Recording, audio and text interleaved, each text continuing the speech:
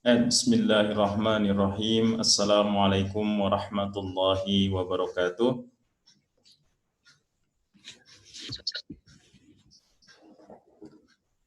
Alhamdulillahi rabbil alamin. Assalatu wassalamu ala asrafil anbiya'i wal mursalin wa ala alihi wa sahbihi ajma'in. Subhanaka la ilma lana illa ma 'allamtana innaka antal alimul hakim. Rabbi shrah li sadri wa yassir li amri wahlul 'uqdatam min lisani yafqahu qawli. Allahumma shalli ala sayidina Muhammad wa ala ali sayidina Muhammad. Anak-anakku sekalian, alhamdulillah puji syukur kita panjatkan kehadirat Allah Subhanahu wa taala.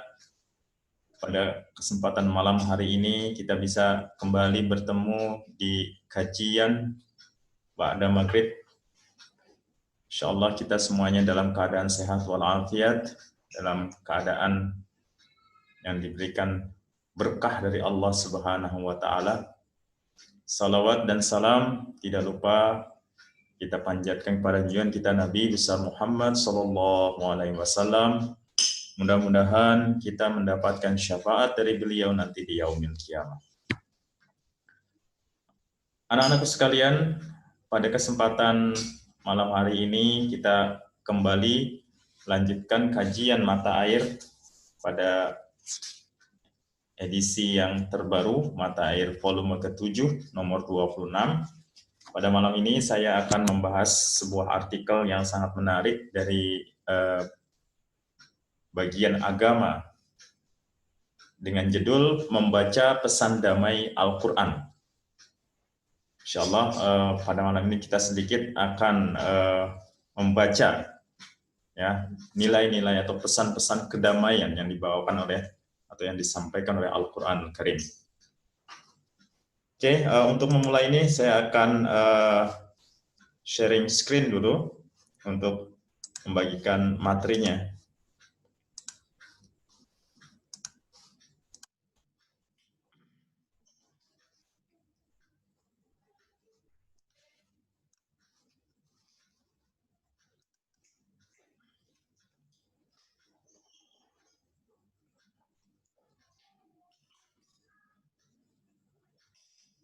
Ya, kita tahu teman-teman, Al-Quran ini adalah kitab sucinya kita sebagai umat Islam, dan Al-Quran adalah sumber utama hukum dalam agama kita. Jadi sebenarnya kalau kita membaca Al-Quran itu semuanya sudah ada di sana. Tetapi memang Al-Quran itu harus dibaca dengan penuh penghayatan, tidak hanya dibaca seperti kitab biasa, tapi harus benar-benar dibaca dengan penuh pendalaman, penuh tafakur, dan sudah pastinya nanti harus bisa disambungkan atau dikaitkan, dikorelasikan dengan konteks kehidupan kita. Sudah pastinya tidak semua orang bisa membaca atau memahami Al-Quran ini dengan baik. Oleh karena itu kadang-kadang kita memerlukan guru, memerlukan orang yang lebih tahu tentang Al-Quran ini untuk bisa kita mempelajari ataupun memahami Al-Quran. Nah, salah satunya mungkin malam ini insya Allah kita akan coba membahas dari guru kita yang sudah berbagi artikel pemahaman beliau tentang pesan damai Al-Quran. Ada beberapa ayat nanti yang diangkat di sini, tetapi mungkin tidak semuanya kita akan bahas karena panjang artikelnya. Kita akan membahas inti-intinya saja. Oke, kita mulai dari pembukaan dulu.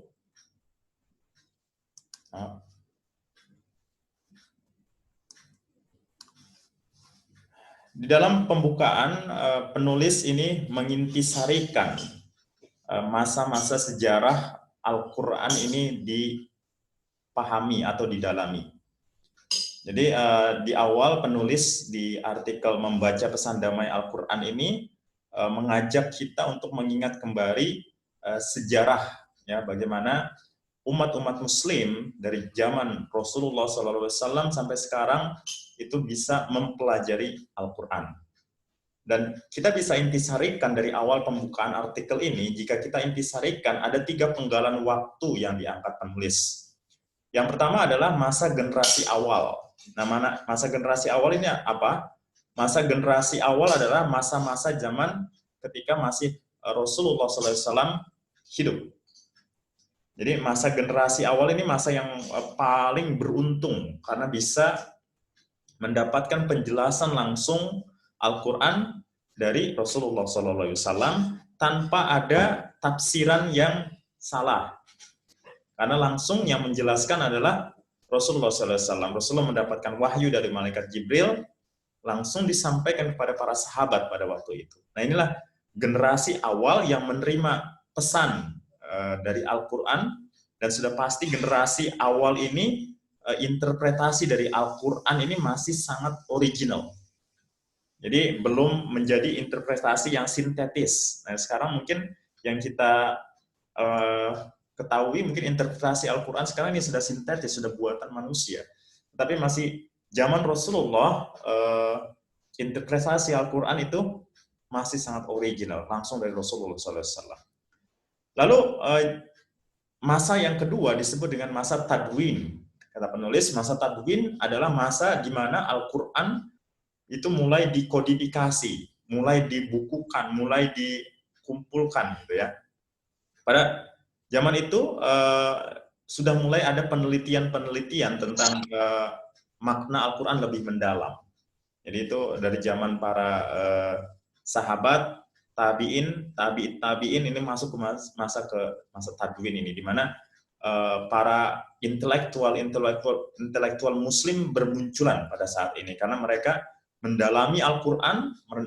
Kalau mereka mendalami Al-Quran berarti bisa mendalami semua ilmu yang ada di dunia, sehingga pada saat itu mulai muncullah para ilmuwan Muslim Jadi ini yang disebut dengan masa takwin.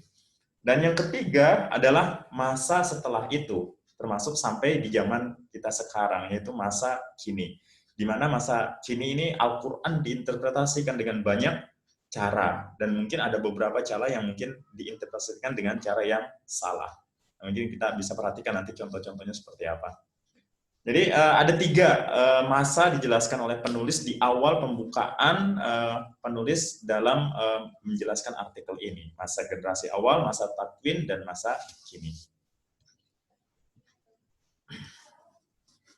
Lalu penulis melanjutkan dengan sebuah inti seperti ini. Pesan-pesan ilahi yang terdapat di dalamnya bersifat universal, komprehensif, metahistoris, serta tidak dapat dipelajari dan diimplementasikan dengan cara lain, melainkan dibutuhkan ketelitian intelektual.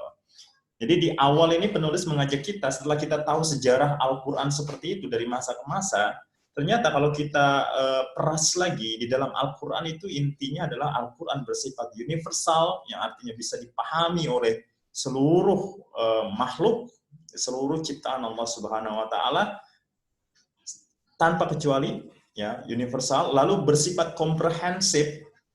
Komprehensif artinya menyeluruh dari segala bidang.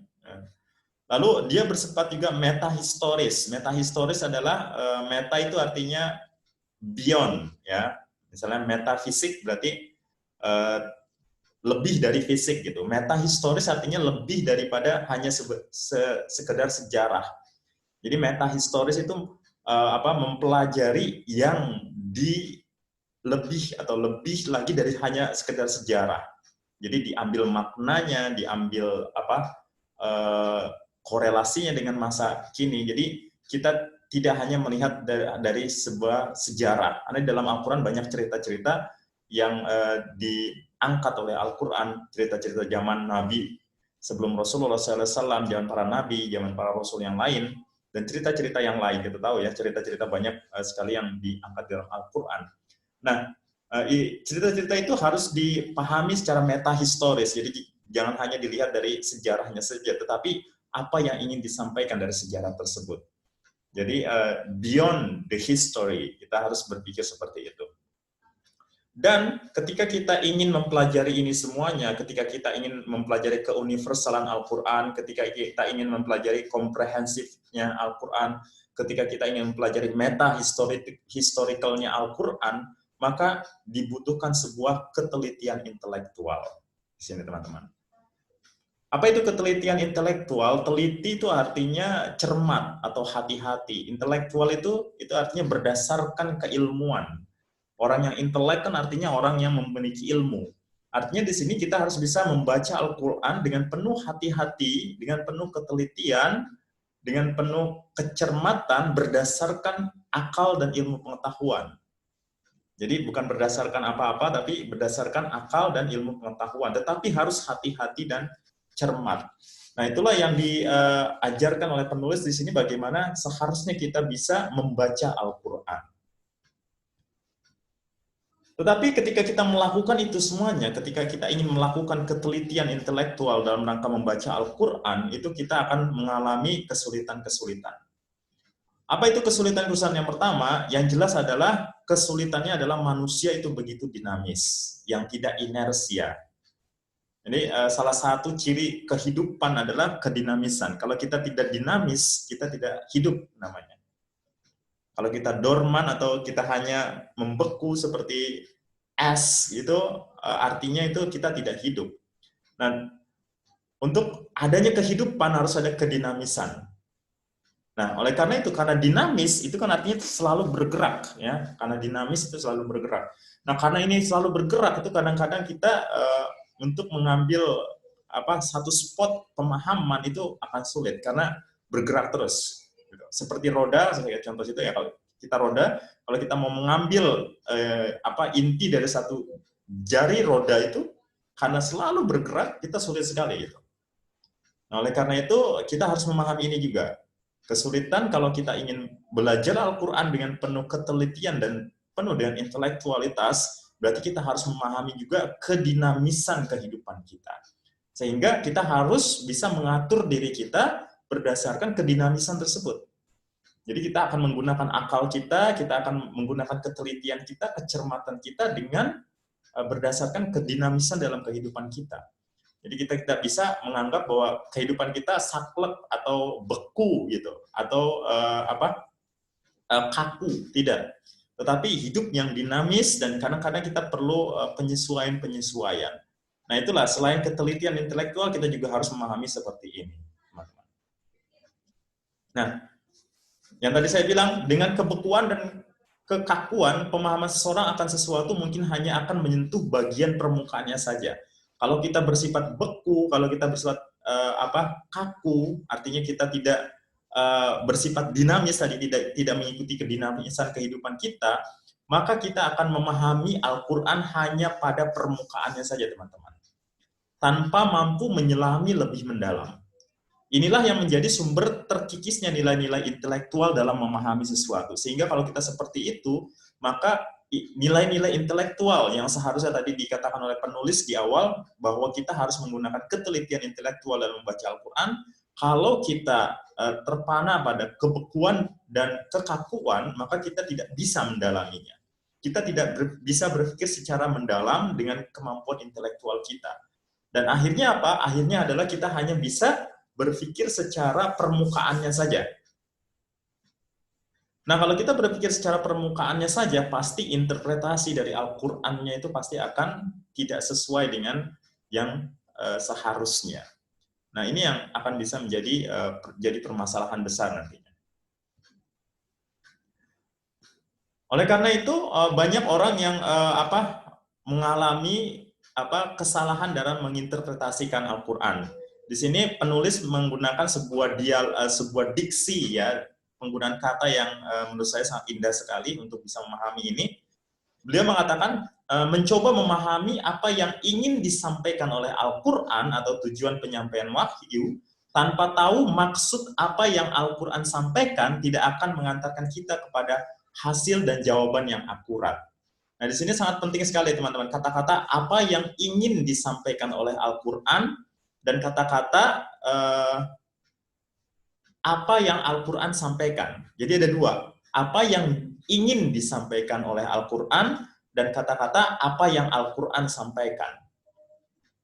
Mana dulu yang harus kita lakukan? Yang harus kita lakukan adalah, kalau menurut penulis, mencoba memahami apa yang ingin disampaikan oleh Al-Quran atau tujuan penyampaian wahyu tanpa tahu maksud apa yang Al-Quran sampaikan. Tanpa tahu ini, kita nggak akan bisa memahami ini. Tanpa tahu apa yang Al-Quran sampaikan, kita tidak akan memahami apa yang ingin disampaikan Al-Quran. Jadi tanpa tahu apa yang Al-Quran sampaikan, kita tidak akan memahami apa yang ingin disampaikan oleh Al-Quran. Nah, ini permainan kata-kata, teman-teman. Jadi kalau kita perhatikan, yang pertama yang harus kita lakukan adalah apa yang Al-Quran sampaikan. Kita harus memahami ini dulu. Kita harus memahami apa yang Al-Quran sampaikan. Baru kita bisa memahami apa yang ingin disampaikan oleh Al-Quran. Lalu apa yang dimaksud dengan apa yang Al-Quran sampaikan? Apa yang Al-Quran sampaikan, kalau kita perhatikan di sini maknanya, kalimatnya kalimat positif kalau kita mengambil subjeknya itu Al-Quran. Ya kan? Kalau kita mengambil subjeknya Al-Quran, apa yang Al-Quran sampaikan, berarti Al-Quran menyampaikan sesuatu. Ya kan? Berarti ini kalimatnya aktif, gitu kan? Tetapi kalau kita lihat di bagian atas yang keduanya, yang seharusnya setelah kita memahami yang pertama ini, kita akan memahami yang kedua. Yang kedua ini, Al-Quran bersifat pasif. Apa yang ingin disampaikan oleh Al-Quran? Apa yang ingin disampaikan oleh Al-Quran? Jadi maksudnya apa? Apa yang Al-Quran sampaikan itu kita harus bisa melihat faktanya, teman-teman. Kita harus bisa melihat asbabun nuzulnya dari Al-Quran. Jadi pada saat suatu peristiwa, misalnya Al-Quran itu turun, itu kan ada asbabun nuzulnya, kan ada sebab Al-Quran itu diturunkan. Itu berarti Al-Quran pada saat itu menyampaikan sesuatu. Al-Quran menyampaikan itu positif. Kita harus memahami itu dulu. Baru setelah itu, dibalik Al-Quran itu turun pada suatu peristiwa tertentu dengan asbabun nuzulnya, itu ada nilai-nilainya ingin disampaikan oleh Al-Quran. Baru kita mencoba memahami apa nilai-nilai yang ingin disampaikan oleh Al-Quran. Itulah yang disebut dengan tujuan penyampaian wahyu. Jadi ada Al-Quran yang menyampaikan pada saat Al-Quran diturunkan, asbabun nuzul, artinya ada peristiwa di situ, Al-Quran menyampaikan itu, tetapi di balik itu ada yang ingin juga disampaikan oleh Al-Quran yang perlu kita pahami. Karena kalimat ini bersifat pasif, yang kedua, artinya kita yang harus memahami yang kedua itu. Kalau yang pertama mudah, yang pertama itu kita bisa melihat dari asbabun nuzulnya, kelihatan kenapa Al-Quran ayat ini turun karena ada peristiwa ini. Berarti Al-Quran ingin menjelaskan peristiwa ini. Tetapi untuk memahami apa yang benar-benar ingin disampaikan Al-Quran, itu kita harus bisa memahaminya. Karena di situ kalimatnya pasif, kita yang sebagai pembaca yang diharapkan bisa memahaminya itu. Jadi permainan kata diksi di sini oleh penulis sangat indah sekali untuk kita bisa memahami Al-Quran. Jadi di sebuah ayat itu biasanya ada fakta dan idealisme, teman-teman. Nah, fakta ini berhubungan dengan apa? Fakta ini berhubungan dengan apa yang Al-Quran sampaikan. Jadi asbabun nuzulnya itu berhubungan dengan fakta yang terjadi pada saat itu. Tetapi di belakang itu ada yang ingin disampaikan Al-Quran. Nah, yang ingin disampaikan Al-Quran itulah yang disebut dengan idealismenya di dalam Al-Quran. Kita kasih contoh misalnya di Quran surat Al-Baqarah ayat 191. Kita harus memahami ini dengan benar karena ini temanya adalah pesan damai, ya. Maka ayat-ayat yang diangkat adalah ayat-ayat yang berhubungan dengan perang, yang berhubungan dengan selain perang ada tata cara ibadah pada saat perang, ya, pembunuhan seperti itu. Karena ini kita berhubungan dengan pesan damai, ya. Di sini di ayat 191 dikatakan, dan bunuhlah mereka di mana saja kamu jumpai mereka, dan usirlah mereka dari tempat mereka telah mengusir kamu, atau dari Mekah, dan fitnah itu lebih besar bahayanya dari pembunuhan. Ayat ini masih ada lanjutannya, tetapi kita bahas penggalan ayat ini. Nah, dari sini kita bisa memahami mana yang fakta, mana yang idealisme. Kalau kita tidak memahami fakta, maka apa yang terjadi? Ini akan dibilang bahwa agama Islam adalah yang menghalalkan pembunuhan. Agama Islam adalah agama yang perang intinya. Karena di sini ayatnya dikatakan, dan bunuhlah mereka di mana saja kamu jumpai mereka, dan usirlah mereka dari tempat mereka telah mengusir kamu. Kalau kita memahaminya hanya dari surface-nya saja. Tetapi kalau kita pahami ini sebagai sebuah fakta, artinya asbabun nuzulnya, ini ayat ini diturunkan ketika pada saat itu ada musyrik, kaum kafir Quraisy, ya, musyrik di kota Mekah yang pada saat itu mengusir Rasulullah. Nah, yang dimaksud adalah itu, gitu.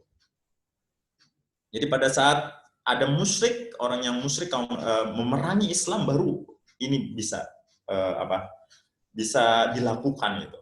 Dan faktanya memang terjadi, ayat ini turun ketika ada kejadian itu. Nah, tetapi yang lebih penting lagi adalah kita harus bisa memahami idealismenya di dalam ayat ini. Dan kalau kita lihat idealisme di dalam ayat ini adalah di bagian fitnah itu lebih besar dari bahayanya daripada pembunuhan. Jadi idealismenya adalah di sini ayat ini mengajarkan kita untuk tidak memfitnah, karena fitnah itu lebih besar bahayanya daripada pembunuhan.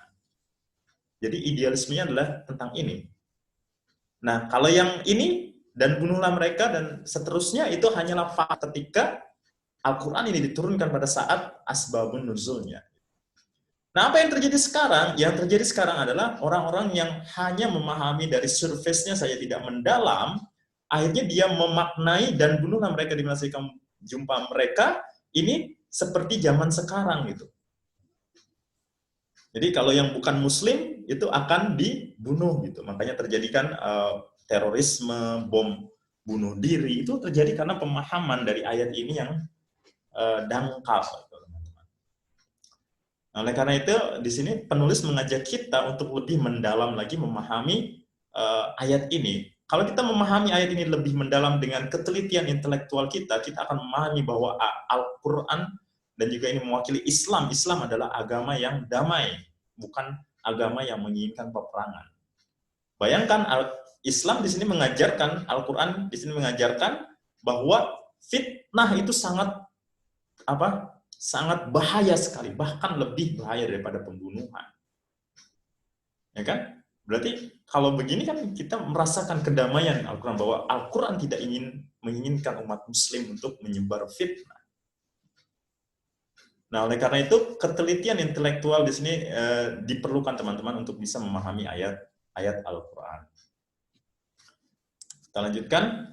Dengan ketelitian intelektualnya, penulis berhasil menjelaskan secara gamblang bahwa ayat-ayat tersebut seharusnya tidak ditafsirkan secara diskriminatif dan dijadikan bukti bahwa Islam adalah agama yang mengajarkan kekerasan, tadi membunuh ya, bukan, maksudnya bukan seperti itu. Tapi pada saat itu adalah kaum kafir Quraisy mengusir ya orang-orang Muslim, terjadi perjanjian Hudaybiyah. Lalu ketika masuk kembali ke Mekah, itu yang dimaksud seperti itu. Jadi pada saat itu faktanya seperti itu. Tetapi ya itu kita harus pahami pada zaman sekarang seperti apa, tidak seperti itu. Tidak membunuh semua orang yang non muslim gitu kan, orang kafir, tidak seperti itu teman. Nah itu intinya ya, tadi di bagian peperangan itu sebenarnya ada beberapa ayat lagi yang diangkat di artikel ini, tapi kalau saya jelaskan semuanya mungkin akan panjang, tetapi itu satu penggalan yang saya angkat di situ untuk menjelaskan bahwa Al-Quran itu memiliki pesan damai di dalamnya. Tetapi untuk memahami pesan damai Al-Quran, kita harus bisa memahami Al-Quran dengan penuh ketelitian intelektual. Oke? Dan di akhir artikel, penulis memberikan sebuah kesimpulan. Sebagai kesimpulan, penulis menyimpulkan bahwa umat muslim harus memahami perbedaan 3 masa yang bisa dimaksud di bagian pembukaan tadi. Tadi kita bahas 3 masa di bagian pembukaan. Jadi 3 masa itu adalah merepresentasikan Islam itu bersifat ideal, itu pada zaman Rasulullah SAW, ya, zaman yang pertama, zaman generasi awal itu idealisme agama Islam. Lalu Islam itu bersifat cendekia itu pada zaman Tadwin, di mana para ilmuwan Islam mulai bermunculan, di mana orang-orang mulai secara intelektual mengkaji Al-Quran dan bisa mendapatkan atau memahami ilmu-ilmu yang ada dalam Al-Quran. Nah lalu di zaman ketiga ini, kalau saya bisa artikan ini melihat zaman kita sekarang, yaitu Islam secara historikal. Karena kita sekarang membahas Al-Quran yang sudah diturunkan zaman sebelum kita gitu kan. Nah, tapi kita harus bisa memahami historinya itu secara tadi kan di awal meta historical, artinya beyond the history. Kita jangan hanya melihat histori itu hanya sebuah sejarah, tetapi harus ada makna yang harus kita dapatkan dari sejarah tersebut. Dan kita harus korelasikan dengan kehidupan kita sekarang, bagaimana kita bisa menginterpretasikan Islam secara damai. Karena ya tadi, kalau kita mendalami Al-Quran dengan ketelitian intelektual, maka kita akan mendapatkan Al-Quran itu penuh dengan kedamaian. Kira-kira itu yang bisa saya sampaikan teman-teman dari artikel Membaca Pesan Damai Al-Quran. Mudah-mudahan bisa bermanfaat. Dan yang lebih penting lagi adalah itu hanya sekelumit yang saya jelaskan. Kalau bisa kalian bisa membacanya langsung dari artikel tersebut sehingga lebih komprehensif lagi pemahaman kalian terhadap artikel ini. Untuk teman-teman yang rumahnya dekat bisa mengambil majalahnya di sekolah, ada di ruangan saya, sudah datang. Tapi kalau misalnya kesulitan, ya mungkin nanti insya Allah kita doakan pandemi ini segera berakhir, sehingga kita bisa kembali bertemu di sekolah dan bisa melaksanakan kegiatan secara rutin dengan biasanya. Kita semuanya sudah sama-sama rindu, sudah sama-sama bosan di rumah, ingin bertemu dengan teman-teman kita semuanya. Kita berdoa sama-sama teman-teman, mudah-mudahan pandemi ini segera berakhir. Saya rasa untuk kajian malam ini saya cukupkan sekian. Mudah-mudahan bisa bermanfaat, mudah-mudahan bisa kalian ambil hikmahnya, dan yang lebih penting lagi adalah kalian untuk terus belajar, untuk terus meningkatkan kemampuan kalian, meningkatkan derajat kalian dengan keilmuan, walaupun sekarang kalian harus belajar dari rumah. Sekarang mungkin kesempatan kalian untuk bisa mengambil ilmu dari orang-orang yang ada di sekitar kalian, dari orang tua kalian, dari saudara-saudara kalian, yang mungkin orang-orang yang ada di sekitar kalian. Mungkin pada waktu kalian di asrama, kalian merasakan sulit bisa mengambil ilmu dari mereka, ketemunya abi lagi, guru lagi, abi lagi, guru lagi. Tapi ini adalah sebuah kesempatan di masa pandemi ini, kalian bisa di rumah, maka ambillah ilmu dari orang-orang yang ada terdekat kalian, dari orang tua kalian terutama, dan orang-orang yang ada di dekat kalian.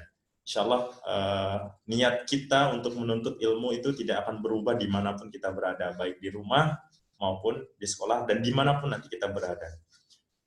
Saya rasa cukup sekian, kita tutup dengan membaca Alhamdulillahirabbil alamin, subhanakallahumma wa bihamdika asyhadu an la ilaha illa anta astaghfiruka wa atubu ilaik. Lillahi ta'ala al-Fatihah.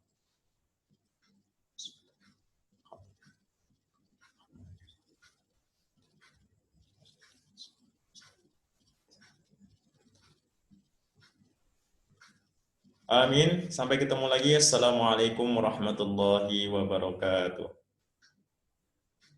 Waalaikumsalam warahmatullahi Waalaikumsalam. wabarakatuh.